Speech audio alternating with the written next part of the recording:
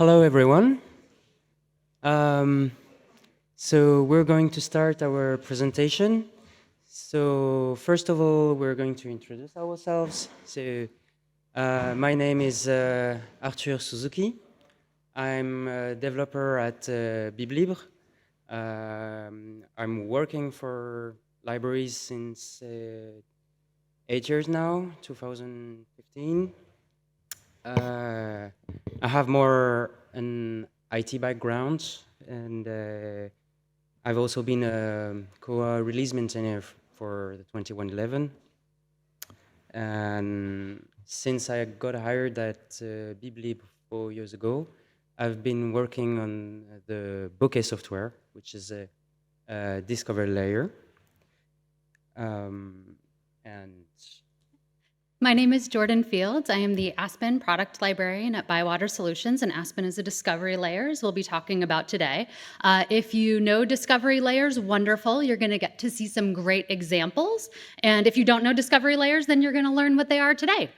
I have been working in libraries for I think around 15 years right now. I started working in libraries with technology, with patrons, but I've been working on this software or very similar software since 2012. My very first library job was to set up a digital archive for the city of Kansas City. So to bring in their cultural history, all of the history, just historical content in the area, and work with 25 partners in the community and make that available to everyone. But as a young librarian, I quickly realized that there were some problems with this. So today we're going to talk about how discovery actually helps to solve some of those problems. So one of the problems that I ran into was that nobody could find what we were doing. If people were going to the library website, they were going to find books, and that was really all they could find. Everything else at a public library, our databases, our archives, even events were all hidden. And Google, back then, way back in the day, had set the expectation that we have one search box and that you'd be able to find everything from one search. So my digital archive collections were hidden and nobody could find them. Even people that worked for the library didn't know that we existed. The other problem that we had was that our technology was ugly. It just wasn't easy to use. It didn't look like things that other websites that our community was using. So when they saw it, it made them think of the library in a negative way. So that got me on the path of discovery, and I thought, we as libraries deserve better. We deserve to have websites that show all of our content, and we deserve to have websites that make us and libraries and what we do for our communities look just as good as any other service. So that's where Discovery came from, and once I started working on Discovery, I never looked back. So what is Discovery? Discovery is software that the patron uses or the end user uses to access everything within the library. So sometimes you might think of it as something that sits just on top of your ILS, but it's important to think about how it pulls together all of the technology. Discovery also focuses on usability of the end patron, accessibility, which we all know is increasingly important, and patron expectations. What the patron, how the software should work is not set by other libraries. It's set by the other websites and by the other apps that people are using. So we need to make sure as libraries that we stay on top of it, that we're building beautiful things and that our patrons are excited to use it. So the goal really of Discovery is to bring all of the technology together into one software and to make it fun, beautiful, easy for everyone to use, no matter their age, no matter their abilities. It's really for everyone. I'll hand it over back to Arthur. okay, so why is the discovery layer good for your patrons? It makes it very much easier for patrons to look over what's in the library globally, like not only the collection, but also the events, if the library is making workshops, exhibitions, electronic resources you mentioned. In a couple libraries, there is the library website, then the catalog, then maybe another software for the question and answers and things. So it's kind of frustrating for patrons, like how do I do that? How do I print something? Is there going to be an event soon in my library? So if they have to navigate through 2 or 3 websites, it can generate frustration. Having a discovery layer which bundles everything makes it very easy for patrons, and then you keep them on your website instead of just having them leaving. And also, it's very helpful for patrons because they have like everything in their library accounts. So when they log in, they can check their loans, but also which workshop they subscribe to. And also, they may have a newsletter from the library to keep track of what's going on. So Discovery isn't just good for library patrons. Actually, Discovery is also really good for library staff. So if you think about all of these different things that libraries create and do and provide, they all require really different software. If you're managing archives, you don't want to use an ILS to manage archives. You don't want to use an ILS to manage events or events to manage materials. By having one place for patrons and then separating out all of the others, you let each group of staff have the software that best meets their needs while giving the patrons what they need, which is the single interface to access everything. We also talk about, you're going to hear me talk about patron expectations a lot and what patrons need, because that's what I focus on every single day. But with patron expectations, they're changing all the time. If you think about your app, it has new features every month, every week. If you go to a new website, there's always something new. With Discovery, we try to have very frequent releases. We're always making these little changes to make things better. But that's not really what you want for your staff workflows. You can't be changing software. So what Discovery lets you do is have those very quick, small changes for patrons while keeping things relatively stable for staff, or at the very least, they don't have to be on the same schedule. You can also change out software easier. We've seen this quite a lot at ByWater, where a patron will take Aspen Discovery and maybe they use a proprietary ILS, and this is a way for them to try open source software. And they're like, oh, okay, I can do open source, like this works. And then they can switch to Koha, but they don't have to change what their patrons are using. And it works the other way as well. You can kind of put the puzzle pieces together of what works best for both your staff and your patrons. The other really nice thing about Discovery, as you'll see when we start to talk about our different discovery layers, is that it offers an opportunity for you to create additional content for your patrons. So both of us have website builders within Discovery, so you can build, well, you'll see examples. I don't need to tell you about them yet. So we're going to talk each other about our respective products. So I'm going to talk about Bokeh. So Bokeh is a name from photographic effects. The basic idea is like you get sharp results, but you have somehow a context view, blurred. So Bokeh was created in 2009 for an OPAC, as an OPAC for an ILS called Pergam, which is a French ILS. It's now installed in 300 libraries. Well, there are 300 installations because one Bokeh can hold multiple libraries, and it's growing. So translated from the wiki pages from the Bokeh websites, it's a feature-rich OPAC. It's a content management system for those who know, content management, like a bit like WordPress. And it's also an aggregator for news feeds and electronic resources. So it's compatible with 20 different ILSs, including Koha, PMB, and other non-Libre software, proprietary, mostly French editors. I'll come to that a bit later. It includes 50 different connectors to electronic resources providers, publishers, mostly French content. And so you can also import records from Unimark files or OAI. And so, yeah, you can provide your patrons a lot of knowledge. From a tech point of view, it uses PHP, MySQL, and JavaScript. And indexing and searching is done solely on MySQL. There is no search engine, so it makes it very frugal on machine resources. So you can host with very little computer power. And it's a very small team. We're like 7 developers all over the world, but mostly in France.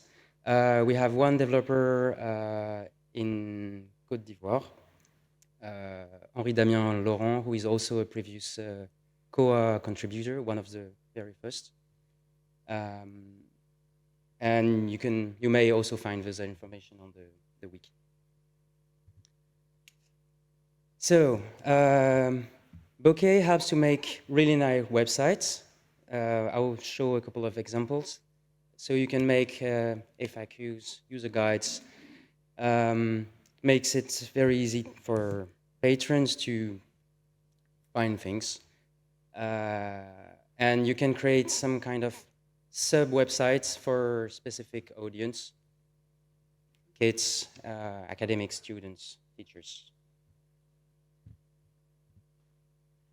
So this is a website designed specifically for kids.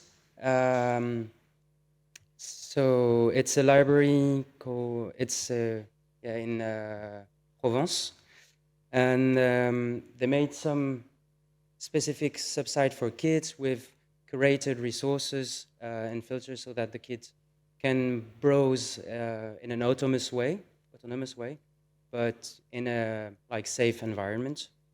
And safe and adapted to kids. Bokeh is also very suited for schools. So we have also content filters based on the marked data. Within marked data, you could put the not restricted but best suited ages for resources. So you can make separate things.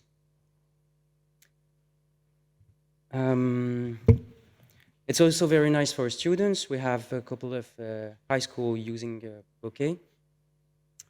This one is from the political science in Grenoble, and they made a very good use case for user guides. So the students can just go on the website and it frees a bit the information desk at the libraries, and patrons can very easily find the information, how to print, how to subscribe to the library and stuff. And very nice thing about Bokeh, every article, news, blog post, whatever you call it, that you write, it's indexed in the database, so you can search for resource for how to and thing, just like you would search for a document. So if you type, for example, print in the search bar, then you would also get within the results the how to print in the library.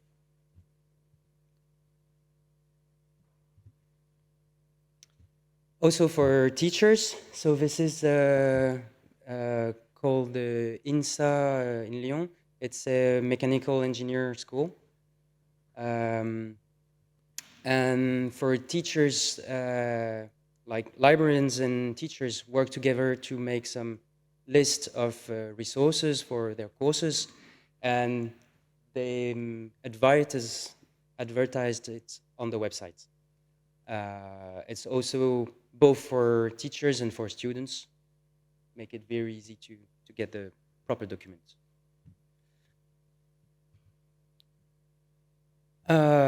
Going back to the public libraries, Bokeh as a CMS is very good for local communities. So you can, as a library, advertise on the events that either you organize as a library or within the town. And so the library can really become like an information hub for your village, town, whatever.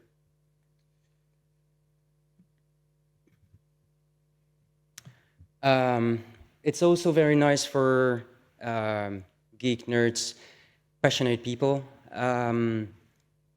It makes it very easy with the sub-site functionality to harvest and bundle specific resources. For example, if you want to have a comic section with you want to advertise specific titles, then you can do it in Bokeh.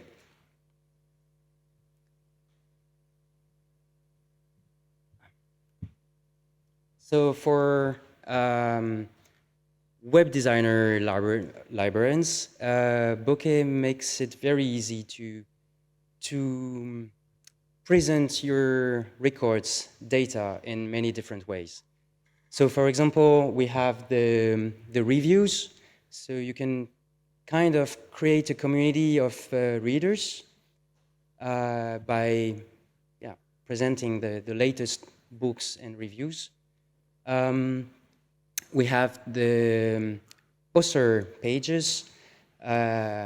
So if you want to promote specific authors doing some exhibition or something like that, you can do that. The map box, it can be used in two different ways. This one is an example where we have been cataloging tourist guides, and then you can display on the map where the book is about. So it's based, for example, where I'm going on vacation. I'm going to Helsinki, so I'm going to go on the map, zoom into Helsinki, and find out touristic guides about Helsinki. The other way it works is also for the items. For example, if I want to check out an item and I want to see in which library within my neighborhood it is available in, then you could pinpoint, you would see green or red point given the availability of the items. And also very nice for exhibitions or patrimonial records. You can show them on a timeline for whatever the use case you have.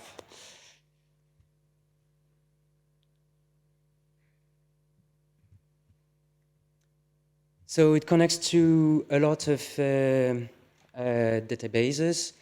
It's mostly French content. The reason is actually Bokeh for now is only compatible with Unimark.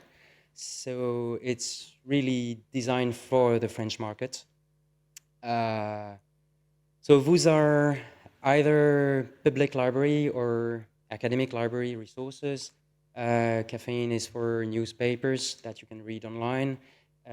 Bacon is for more academic resources. BibLibre, I think, is like audiobooks. And so we also do the streamings, video streamings. And good thing is we do harvest the resource, so they are available in the catalog just like any other records. And also we have integrated in such a way that a user which is logged in Bokeh can very easily switch to, for example, RT VOD content, and there is single sign-on, so they don't have to hassle with passwords stuff.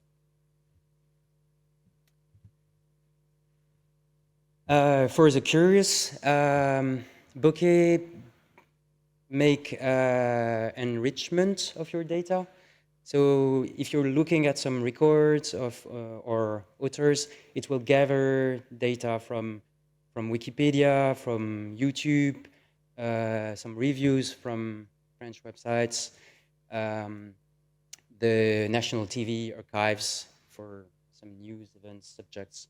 So it helps to give more context to your data, and also the patrons can navigate to your website and go from one resource to another, and like surfing, browsing. As a patron, Bokeh it do more or less what Koha does, like no less, but a bit more. So you would see what your loans are, previous loans as well, late loans. You get some notification about if you're getting late. Your holds with their current status, also the purchase suggestion status as well. Baskets, reviews, and subscription also to workshops, activities, which are within the library. You can also do your modification of your own personal information for like GDPR compliance and everything. And yeah, all the status, loans and everything, it gathers real time from Koha using the REST APIs and ILSDI. And finally, Bokeh is just for everyone, because not only patrons go to the library, but general public, not subscribed things. They may just want to find air conditioning and if it's very hot, or maybe they just want to print something or whatever. And so we have this very nice library display boxes where you can filter the library by provided services. Does it have access for disabled people? Does it have whatever services the library provides, seed banks, board games, video games? And so on the map is also shown which library is open at the time being, but you could also check for tomorrow or whatever dates you have. And I'm done from Bokeh, so if you have any question. And I'm going to talk a little bit about Aspen Discovery. Since Arthur gave the history behind the name Bokeh, I will also give the history behind Aspen. If you know anything about aspen trees, they're some of the biggest organizations in the world. You see these individual trees, but they're all connected underground. And that's when we wanted to build Aspen. That's what we were really thinking about. You might see all these different library websites, but underneath, as librarians, as communities, as libraries, we're all connected. And that's the story behind the name Aspen. But Aspen wasn't always called Aspen. Aspen actually started as a fork of Viewfind around 2010 at a library consortium I was working at, the Marmot Library Network, and they just thought, we like Viewfind, we mostly have public libraries, we want to do something a little bit different. So they hired Mark Noble at that time, who is here, so the original Aspen developer is here if you want to talk to him. But we found, as I'm sure many people working in open source, you can't have two Viewfinds. We had Viewfind and Viewfind Plus, and everyone was confused. And both organizations would get questions, so that was renamed Pika. So it was Pika for a while, and then around 2019, it was renamed Aspen as Mark came to ByWater, and that's where we are today. So Aspen, in its current iteration, has been at ByWater Solutions since 2019. We are not the only people that support Aspen, though. PTFS Europe also supports Aspen, as well as Techie Solutions and Equinox. So it really is full open source and available outside of ByWater customers. But within our customers, we have more than 90 partners right now. This represents 800 libraries. Because Aspen came out of a consortium, we have a lot, we're really good for consortia. So we have a lot of consortia libraries, and within those 800 libraries, there are more than 1,800 locations, so individual library buildings using Aspen. We have 4 goals with Aspen that we use to guide everything that we do. This is kind of like our reason to be and how we decide what should go into Aspen. So we try to create a unified experience through deep integration with all library technologies. When they offer, this is really important for all of you, APIs are critical to us being able to do this.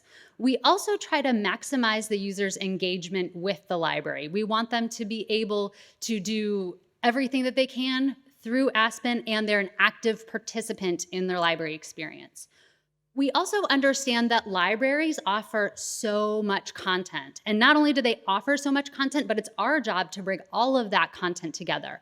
We think of that as like a fire hose. If you think of a fire person holding a fire hose and like knocking you over with content, how can we make that easier for the patrons? We need things to be personalized. So if you're a kid, like Arthur was showing you, we need you to see the kid things. If you're interested in technology or if you're interested in science fiction, you need to see the science fiction things. So how can we make library discovery personalized to each and every patient? And then finally, we need to empower library administrators to customize it to look like your library. It's not just any software, it is your library software, and expand it, again, to include everything that the library has. Just to give you an idea of the type of things that we integrate with right now, we have 6 different ILSs, the major ILSs that are used by the people that we work with. Of course, Koha's at the top. We integrate with 3 different event platforms right now. Aspen also has a CMS, a web builder, but we can also index website content. So if the library wants to use a different website, great, we can do that, and we can index everything from that site. Most of the ebooks are from the US market, so these are the big ebook providers, specifically for public libraries. Not all, but the majority of our libraries are public libraries in the US. We can sideload any MARC records. Now, this is really important for the ebook providers that don't have APIs. We've found, and our libraries have found, that those are difficult to manage in the ILS when they're not attached to a physical book. So you can actually manage those MARC records within Aspen. And then for articles, databases, we integrate with EDS and EBSCOhost. And for archives, of course, my dream, we had the OAI integration to pull those archives in. So I'll show you a little bit about what Aspen looks like. Again, the goal is to be friendly to patrons, for them to use it, get excited, and it looks like any other website that they would use. So this is our standard homepage. Libraries can customize these are all lists and sublists. Libraries can customize them to be what they want, but you can see it's very clean. These can be based off of searches within the ILS, or a librarian can build a list. One of the things that we wanted to solve with discovery was the problem of when a library has too many editions of one title. So in the US, we use the example Pride and Prejudice. So we have all these different formats. Now, the patron doesn't want to have to dig through search results. They're just thinking, I want the book Pride and Prejudice. So here we have Pride and Prejudice and all of the different formats that the library has all together in one result. So you can see immediately, oh, we don't only have the book, but maybe I'd rather have the ebook, or maybe I need large print. Now this is from one single location library. I told you that we have consortia that maybe have hundreds of libraries. What does that look like? So let's take a look there. So this is from a library that is a member of a consortium. The consortium has 100 libraries.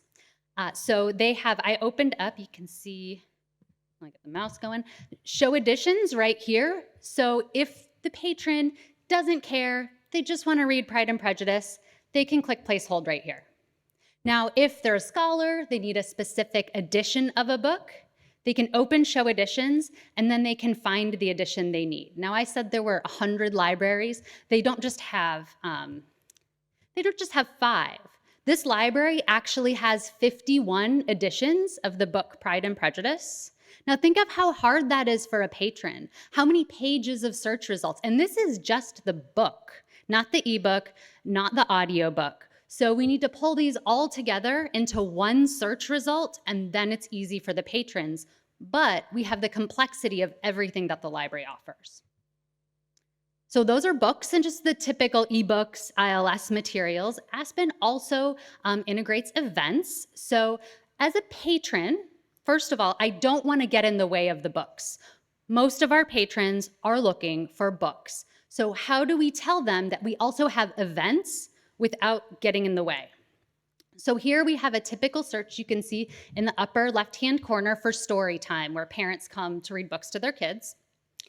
What Aspen has right here is some of that librarian-generated content. We call it a placard, but it's almost like an ad. Again, like what you would see on the web that says, hey, if you're searching for story time, maybe you're actually looking for an event. But then we offer below it those same search results. The other thing we do is we have something called the Explore More bar. So if you look on the left, this is zoomed out a little bit, we have 2 search results, and then down here, we have this Explore More that says, hey, here are the actual events. So you could click on an individual event. This is actually a list. So a list of kind of story time to go. If I'm a mom and I can't bring my kid to story time, then I can, get story time to bring home to my kid. Another event. And then we have this button right here that says events, and that's going to take me to my event search results. So now, because I clicked on events, I'm now searching events, and it's pulling in all of these other events from my events platform. All of these facets over here on the left have to do with events now instead of books. But we do still have Explore More, so they can still get back to the books. But all of this is related to that search in story time. So this is how we get through. We want to see books, but we have other content there as well. And then if you were to click into the event, you can get more information about the event. You can add the event to a list. You can add it to your events, so you can track your events at the library through Aspen. I also mentioned databases. So here is a similar thing with databases. Here I just searched frogs, but this library has database integration. So I get that Explore More bar again, and let's say I am a high school student and I'm looking for some magazine articles on frogs for biology report. So I could click here on magazines. And now this library has integrated all of their EDS content. So even though they have, if you don't know, EDS is EBSCO Discovery Service. It's a different discovery layer, but they have APIs, and they actually wanted Aspen on top instead of EDS for their patrons. So you can search frogs, it's searching in articles and databases. All of these facets are coming in directly from EDS. And within EDS, you can actually have additional content. You can have these research starters that the library creates. And because those research starters are available via the APIs, they pull in as well within the search results. And then the one that I love, this one is searching history and archives directly, but you can just pull in that content. Something that we found is that patrons never change this. I mentioned usability. This is why usability is so important. Our librarians will say, oh, the patrons will just change right here. The patrons don't do it. That's why we need that Explore More bar to help guide patrons to this content. So here you see some of the archival content. And we still have that Explore More bar up here with going back to the books, some of the books, and additional photos from their archive. So something that we're finding is that library content is just exploding. All different kinds of things. We see tools, we see seeds. This library, if you look at all of this, LOT, I think this is funny because it's a lot. But LOT is Library of Things. So these are all of their Library of Things. I clicked on recreational, so you can see you can get all of the sports equipment from the library. You can get musical instruments. You can get home improvement. They have toy collections. So this is part of that expanding Aspen, making sure that we can take in any kind of content. This content was actually created with MARC records, but because you can upload covers and you can make these lists, it really gives you the opportunity, because most people don't know. Like, if you're used to the library being books, how does the patron know that the library now has games or dolls or educational toys? And this is what Aspen can do for them. Now, Arthur was speaking about individual communities, so making pages that are for specific groups. This is the McKinney, Texas Public Library System, and this is their kids catalog. Our kids catalogs are a little bit different. They do only have kids content, but they are designed a little bit more for adults to find kids content, especially our super young readers. But all of this is specifically for kids. So Lexile is a reading age range, so the kid can find the books that are their reading range. We have the video books as well, everything for kids. And this is looks like a sister site to the regular page, but then the kids can come here.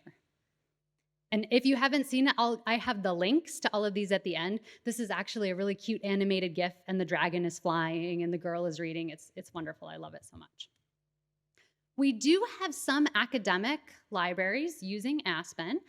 This is the Pennsylvania Institute of Technology. The first slide that I showed you is the normal homepage, but you can make any homepage that you want. So this library has done, kind of have a slideshow up on the left. They have their calendar on the right, and then they did some other carousels down below. We call those showcases.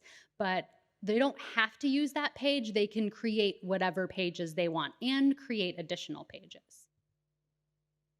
The same thing with search results. I've shown you a number of times how we show the books first, and then we have the explore more. This is a little bit more of an academic model. We call this the bento box in the US. I don't know if you call it that everywhere, but where you have the different boxes of different content because you don't know what the academic patron is going to need. So we have results. They've searched for oxygen, and then they get results from the catalog. They get results. This says online results. It's actually databases because you can rename anything in Aspen. There's a presentation tomorrow about how translations work, but any word you want to change, you can change into another language, into a different English word. You can do that. But this is a little bit zoomed out a little bit. You can see catalog results, their databases, and then results from the Digital Public Library of America. So again, a little bit more of an academic. You can design it to meet your users' needs. I just mentioned languages, and this is Aspen and Arabic. So Aspen right now we officially support 7 to 10 languages, but we have Mandarin, we have Arabic. This is all right to left. If you notice the Nashville Public Library, they have a larger Arabic speaking population. So the logo is on the right, everything goes backwards. So we support any language. We think we can support any language we know of. I'm sure we're wrong. I'm sure there's an exception, but we like to test it and we like to try different languages. And the library can offer a couple different languages to their patrons. So Nashville Public Library chose Arabic. I'd also like to show you a little bit behind the scenes. We talked about how Aspen brings everything together for patrons. This is what it looks like when a patron signs in. So this is their account. They have all these different places they can go over here, but it's very simple. What do you have checked out? What have you put on hold? What is overdue? What is ready for pickup?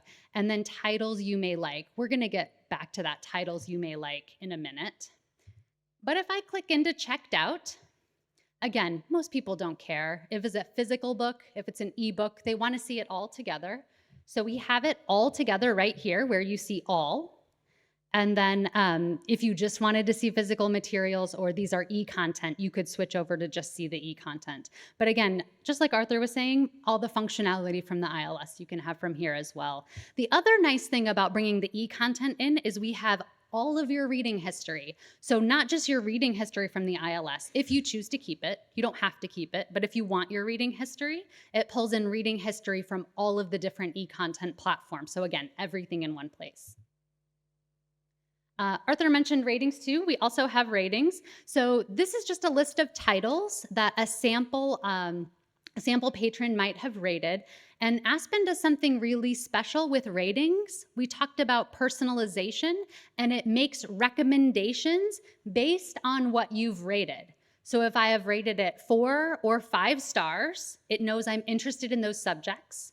And then it can search the database and look for similar topics age-wise. And it also changes over time. Because as a public library, you might be 3 years old, and then you might grow up to be a teenager and you don't want those same recommendations. It's always looking at your most recent recommendations in order to decide what to recommend for you. So based on those recommendations, these are some titles that Aspen might give to you. It also looks at your reading history, so it's not recommending titles that you don't want to read. You can delete individual titles out of your reading history. It's very flexible as far as making sure that patrons are getting really personalized recommendations. I showed you events earlier, and there was a little button that said you can add to your events. So this is how you track events within your account. You can both see what you've saved, and then if an event requires registration, it will take you over to where you can check that registration. And then finally, we actually also have an app. I talked about Discovery as being the software in between the patron and the library. And patron expectations, I'm going to say it again, but our patrons now expect apps. Many, not everyone, but many things are happening through apps on their phone. So we actually have Aspen Lita, and we're still building it out, but it has a lot of the same functionality as Aspen. So those lists that you were seeing on the front page, those are all here. And then here's Pride and Prejudice. You can see with all of the different formats.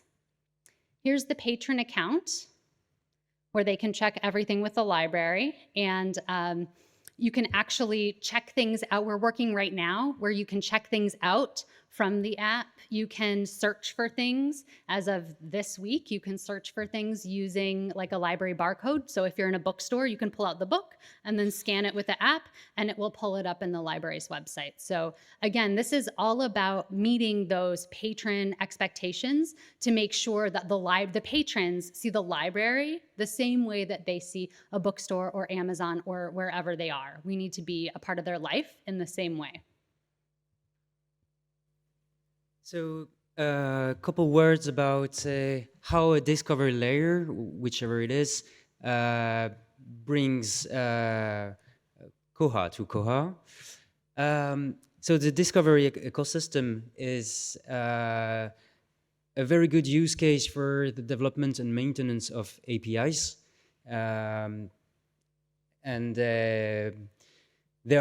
Because there are different discovery systems which may not implement the same functionalities, it also covers different aspects of the APIs. So it improves a lot I would say the use coverage of the APIs, and it helps to raise, actually test and find out the bugs in the API. So, yep, that's it. And there's also, I want to second that, like that's critical for us, is making sure, since I have a room with many Koha developers in it, as you are developing new features, please, please, please make APIs, we love it. Also, you can use, if Discovery provides APIs, and that app that I just showed you is built off of Aspen's APIs, we can use those for tools as well. So think about in Koha, if you're a librarian and you're trying to look up to see if the library already owns a title, all you can see is what's in the ILS. Now, Aspen has an API that will say, oh, we also have this book as an ebook. So it kind of pulls all of that together, and then you could have better ordering that way. We're also talking to vendors about patron-driven acquisitions. So this is very common for academic libraries, not quite as common for public libraries, but to where we can load records within the ILS, just popular titles, and then buy on demand based off of what's in Aspen, and have that integrate on the other side with the ILS, because our librarians are telling us they want to make sure that they're spending their physical book budget on what patrons will actually check out, and they don't have the money anymore to be buying books that patrons aren't reading. So this is becoming important for not even just the public service librarians, but the librarians on the ILS side. So if you have any questions, yes. I have a problem with standalone terminals. So we cannot publish everything. For example, student reports, there are 15 gigabytes of them, and also digital material that cannot be published in internet. So I wonder if there's a standalone version of this system, Aspen, so I could implement it into my standalone terminal and start browsing through my material with such a well-developed interface. So it's not internet that I'm going to browse, but a standalone PC and all the material inside it. And that's quite common because Finnish law says that if there's no permission to publish something, it cannot be put into internet. So the question is, if you have content on a standalone PC that cannot be on the internet, could something like Aspen be set up on top of it, or Bokeh? Any discovery? As of Bokeh, we have a couple of patrimonials library who have, let's say, private collections. So we would somehow index those collections and the users can they could know that the content is there, but then they would have to go to the library to search to actually browse the content. And we also have the an art school who has patrimonials data. And then if the users is logged in into Bokeh, then he can get the resource. But it's not on a standalone PC in the library. And I think ours is probably similar. It depends on what records you have and if you have the permission to index those records. Because you could, of course, do something within the library that's not accessible outside the library. But if you had records that you could make accessible, then yes, you absolutely could just index the records. And also, I guess it works a bit alike for Aspen, but Bokeh gathers the records from Koha as a mark export file.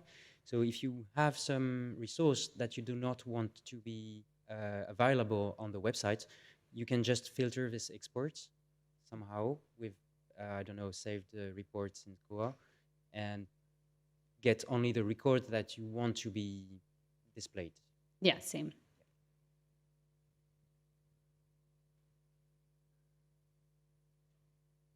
Another question?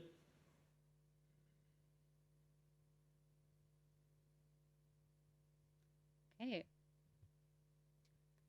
So thank you everyone for being here.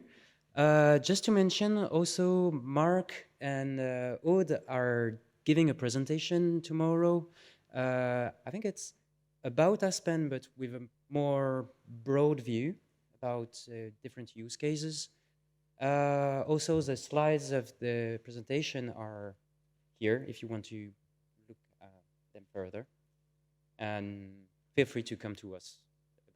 Yeah, we've only shown you a tiny bit. We didn't, of everything that it does. So if you have questions, please come find us and ask. And that's it. Thank you so much.